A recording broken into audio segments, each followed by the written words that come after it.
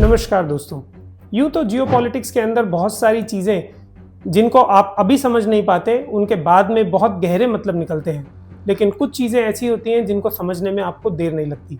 जी हाँ, मैं बात कर रहा हूँ आतंकवाद की।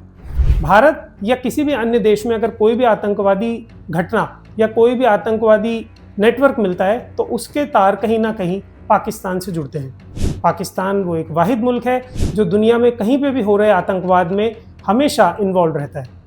तो भारत ने ऑपरेशन सिंदूर जब शुरू किया था तो पाकिस्तान को ये समझाने का प्रयास किया था कि अगर आप अपनी इस तरीके की हरकतें करेंगे तो आपको उसका खामियाजा भुगतना पड़ेगा। पाकिस्तान के कई सारे सैन्य अड्डे भी तबाह किए गए और उनको भारी जान और माल का नुकसान भी उठाना पड़ा। लेकिन पाकिस्तान एक ऐसा बेगैरत और बेशरम मुल्क है जिसको इन सब चीज़ों से कोई फ़र्क नहीं पड़ता, बल्कि उसने तो अपनी जनता को ये बताया कि हम ये लड़ाई भी जीत गए। खैर, स्थिति कोई भी हो, भारत अपना सम्मान और अपनी सुरक्षा को लेकर बहुत सजग है। भारत के प्रधानमंत्री पहले भी इस चीज़ को कह चुके हैं कि हम किसी भी प्रकार के आतंकवाद को अब एक्ट ऑफ वॉर यानी कि एक जंग की तरह मानेंगे।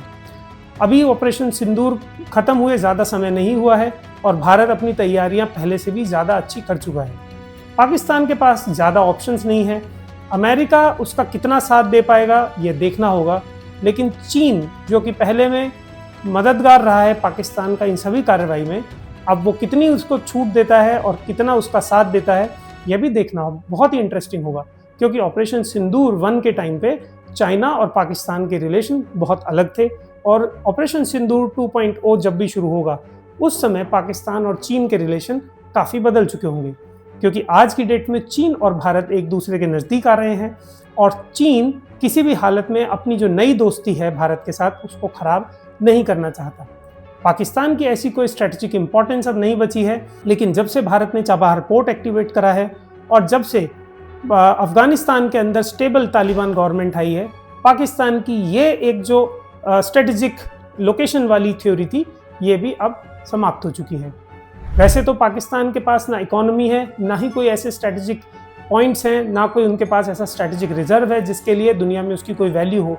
लेकिन हाँ, आतंकवाद फैलाने में उसका जो स्ट्रेटेजिक इंपॉर्टेंस है उसके लिए कुछ डीप स्टेट या फिर ऐसा गहरा राज्य उसके साथ आ सकता है जिसका समर्थन हमेशा पाकिस्तान करता रहा है। पाकिस्तान ने अपने जो फील्ड मार्शल हैं उसको एक 27th अमेंडमेंट करके अपने कॉन्स्टिट्यूशन में काफ़ी इमेंस पावर्स भी देने की तैयारी कर ली है। और ये तैयारी होने के साथ ही क्योंकि फील्ड मार्शल को ये प्रूव करके दिखाना है कि हाँ, ये संशोधन हमारे देश को बचाने के लिए किया गया है, तो हो सकता है कि वो एक छोटी शॉर्ट टाइम काइनेटिक ऑप्शन या एक छोटी जंग भारत के साथ करना उचित समझे, क्योंकि इससे उनके देश में भी एकता की भावना आती है और देशभक्ति के आड़ में वहाँ की सेना और ज़्यादा ताकतवर हो जाएगी।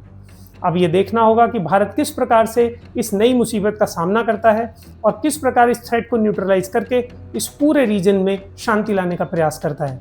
आप देख रहे हैं ग्लोबल साउथ टाइम्स। ऐसी और अपडेट्स के लिए हमारे चैनल से जुड़िए। मैं हूं डॉक्टर वरुण त्यागी। धन्यवाद।